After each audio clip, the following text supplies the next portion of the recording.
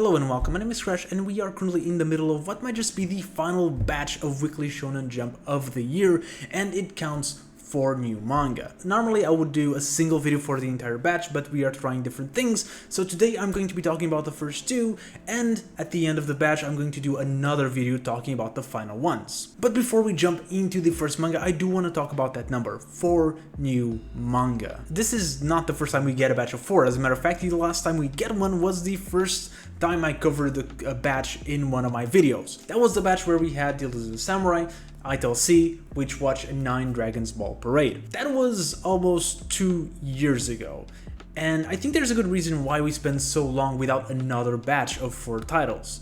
We really don't need one right now. Shonen Jump already has most of the magazine locked in, and sure, some new manga can by all means steal the spot of a bigger one with a strong initial sale, but the most likely outcome is that even the solid releases get cancelled in favor of established titles already have established fan bases. We need to point out that the magazine had 19 of their normal 20 spots filled with Ruri Dragon currently on hiatus, which I don't think it's coming back to the magazine. I don't think it's going to get cancelled, but with a batch like this, I do think they don't expect the series to come back anytime soon. And I think when it does, it will move to Jump Plus or Jump SQ, as it has happened to previous mangaka in similar situations, like World Trigger and D. Grayman, who both moved to the Jump SQ line. That gives it 3 spots to fill, but you should note that one of these spots is filled with the temporary return of Hunter x Hunter. Now yes, it is temporary, but I think it's a 10 chapter return, which likely means that there's going to be another batch not too long after Hunter x Hunter ends. So in my opinion, it will make much more sense to have a 2 series batch right now and eventually do another batch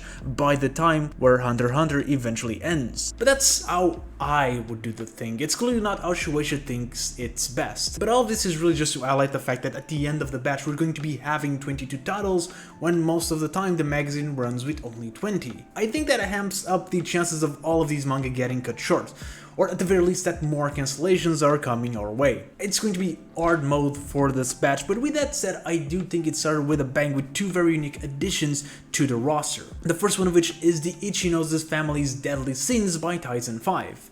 Now, if that name is familiar to you, is because the mangaka already published a very successful manga at the beginning of the year called Takopi's Original Sin. If you haven't heard about it, it's a short Jump Plus manga that got a lot of attention by being extremely dark. I do think I might do a video on it where I explore some of its themes, but it is a very depressing story that caught a lot of people by surprise. It's not a stretch to call it Goodnight Pumpun's level of dark. Now, with it being the same mangaka and even have some similarities in the name, I do think a lot of people are coming into this expecting a dark story, and from the very first chapter it does look like it's just that. But I don't think it'll be as impressive as Takopi. I don't think that will make sense in weekly Shonen Jump.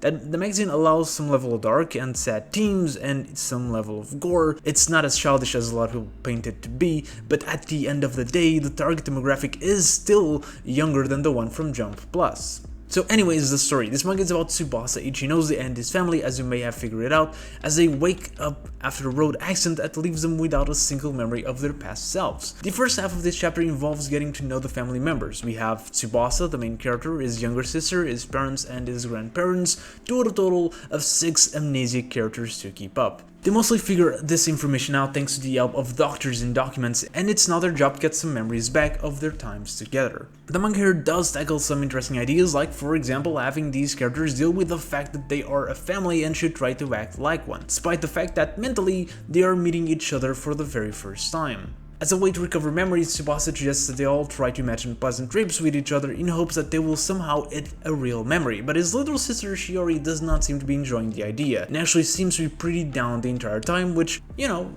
it's fair. She just lost her entire memory. I think it's normal that she's worrying. She eventually breaks down and has a talk with Tsubasa, where he convinces her that all is going to be fine, even if they don't get their memories back because they have each other. And it's in this double spread that we end the final half of the chapter. It's all very wholesome and nice, and despite having a sad connotation here and there, it's in the next page that the manga really reveals itself. Now, this is actually similar to Takopi, where the manga was sad in the first chapter, but overall still wholesome, and then the final page is where the manga drops the act. In here, it doesn't happen at the very end, and the reveal is not as bombastic, but it's still clear just from this page alone that things are not wholesome at all within this family. We don't know exactly how, even at at the end of the chapter, but one thing is clear: something is not right. And at first I thought this was just a case of maybe the family was very lazy or something along those lines. Slut being a sin, it kinda makes sense, but then we get the information that everyone, including the couples, have their own room. That is weird.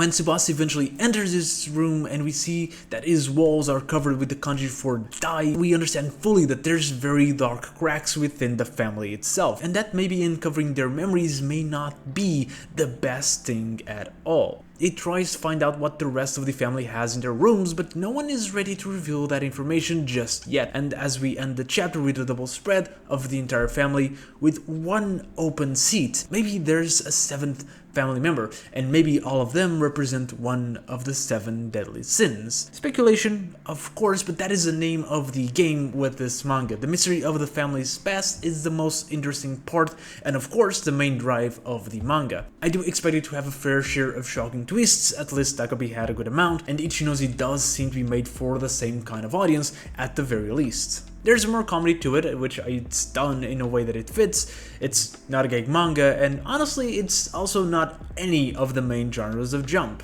Like, Weekly Shonen Jump has some unique titles within their pages over the years, but they also tend to not drift away from the genres. We have battle shonens dominating it, we have a bunch of gag manga sprinkled in, then we have war sports and rom-coms to finish up the roster.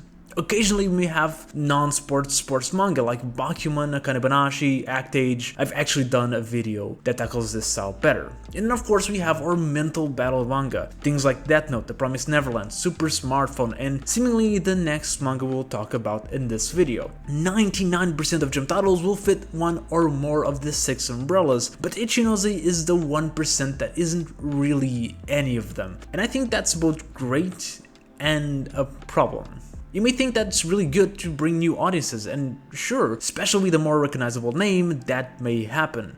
But what Tizen 5 needs to do first and foremost is to capture the already existing audience in Jump. Because remember, the people who buy the magazine and actively vote for the surveys and discuss the manga have a gigantic impact the first couple of months of the series. And we already know that if a series doesn't perform in the first 2 to 3 months, it's getting kicked out, especially with a magazine as full as it is. The future really depends on how the current audience will react to the genre. Either they are very positive of the breath of fresh air, as they may appreciate the uniqueness of it all, or they won't like it, as it's not the kind of manga that they buy the magazine for. Because innovation and being different is all nice, but if you are different in a way that the people reading it don't want you to be, it's going to backfire hard. So having Tizen in the main magazine is a risk that I hope it pays off, and I think it being from a name that is popular of a recent series will help its chances of survivability. But we do need to remember that, for example, Ayashimon got cancelled even before Doron, even though the author was in a very similar position. And it also does not help that we have another big name, arguably a bigger name, coming back in this batch as well. So Cypher Academy is manga number 2, and it's being drawn by the newcomer Yuji Iwazaki, but the writer is a far more notable name, Nishio Izin. If you don't know who that is, well, this is not his first Jump rodeo, as he's the writer of 2009's Medaka Box, one of my personal favorite Jump manga, but more notably, he's a light novel writer, responsible for the Monogatari series, which has been quite popular for the past decade at the very least. Now, as I previously mentioned, this is not his first rodeo working on a manga. It's not even just Medaka Box, a lot of his light novels have been adapted into manga, and he also has written a good chunk of manga originals. So this is just another addition to his ever-growing portfolio. With that amount of work, so we do know at least one thing to expect: text. Yes, despite having worked as a mangaka, Izin likes to drop huge walls of text here and there in his manga, and having in mind that this one is all about deciphering codes, you should expect this to be a heavy read, and you can tell that from chapter 1 alone. So, as the title mentions, this manga is about a Cypher Academy in the future, where students are trained to be able to solve very hard puzzles and to study cryptography. Or to be specific, mostly girls. But when the manga starts, they are trying a new method where they allow one boy per class, and that's where our main character comes in. So Hiroa is a male student of one of the classes, and honestly, if you're going to give him this design and drop him in an all-girls school, you might as well just make your main character a girl. Reading it felt like Hiroa was a boy just because it's a shonen and therefore we need boy main characters. But we're actually going through a boom of cool female main characters in Jump, and honestly I thought Hiroa was going to be another one. Anyways, being male or female isn't really the reason why I dislike Hiroa. The reason why I dislike him is because he really feels like he shouldn't be there at all. This guy is really bad at puzzle solving, as we can see right from the get-go, as he is given a simple puzzle to follow where the hints are about his own information and he still struggles. Like, literally. One of the hints is, what's your name? And he couldn't come to the conclusion to write his name. Like, I get if not everyone could solve the full crossword, but if you're joining a school called Cypher Academy, I hope you can do basic puzzle solving. It's not that hard.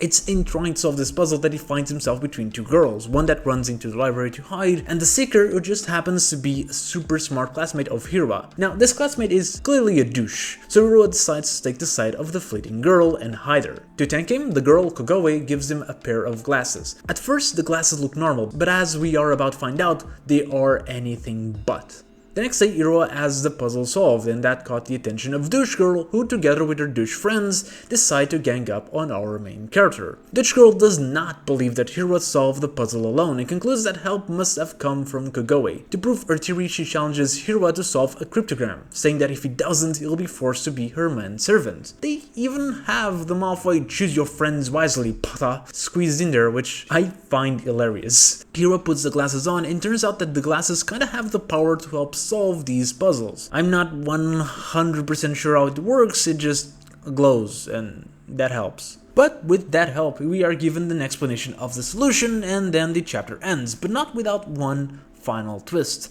The glasses shout out that if Hiroa lost, he would become a servant, so then it's only fair that having won, Douche Girl will become his servant, which she begrudgingly agrees. I'm not sure about this one, guys. I'm going to be honest, I think part of it is that it reminds me of Infinite Stratus, which is one of my least favorite manga. It's mostly the designs and the setting, as both of them are futuristic academies full with girls and one male main character. But if I'm being fair, which I need to be, it's not even like it's pulling the things that I don't like about Infinite Stratus. However, I think there's two bigger problems that will stop my enjoyment and potentially of other viewers. One of them is the main character. I mentioned it earlier that he doesn't feel like he belongs in the setting, and that has nothing to do with the gender of the character.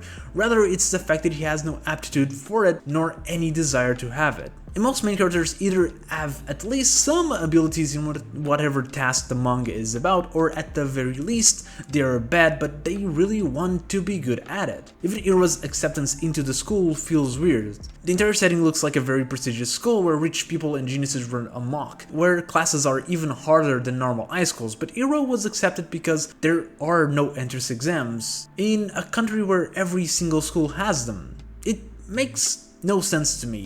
It shouldn't be there. Plus, his reasoning is that there's nowhere else to be. That tackled with the fact that this moment to shine came from Kogoe and not him makes it a very hard character to root for. I think Kogoe and even Douche Girl are more interesting, but Douche Girl is just a generic douche so far. It's not like I care too much about her, and Kogoe barely had any time to shine.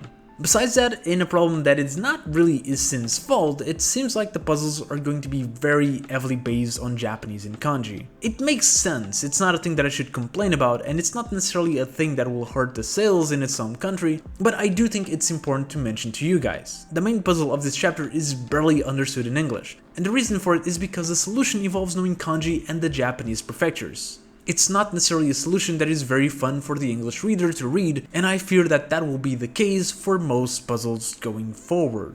That said, I do think Cypher Academy has some good chances of survivability. This may fit the same category as mental battles of Death Note and Promised Neverland, as I mentioned before, and I think it being from one of the most popular light novel writers in the business will surely help the manga get some buzz, initial audience, and some good sales. I still think the magazine is a little bit too full, however, so it's not a certainty. But while I find it honestly less interesting, I do think it has bigger chances of survive over Ichinose's family. only time will tell. For now, we wait and see what the rest of the batch brings us. There will be a link to the video covering those when it's out on the left, and if you watch it till here, thank you very much, and I'll see you next video.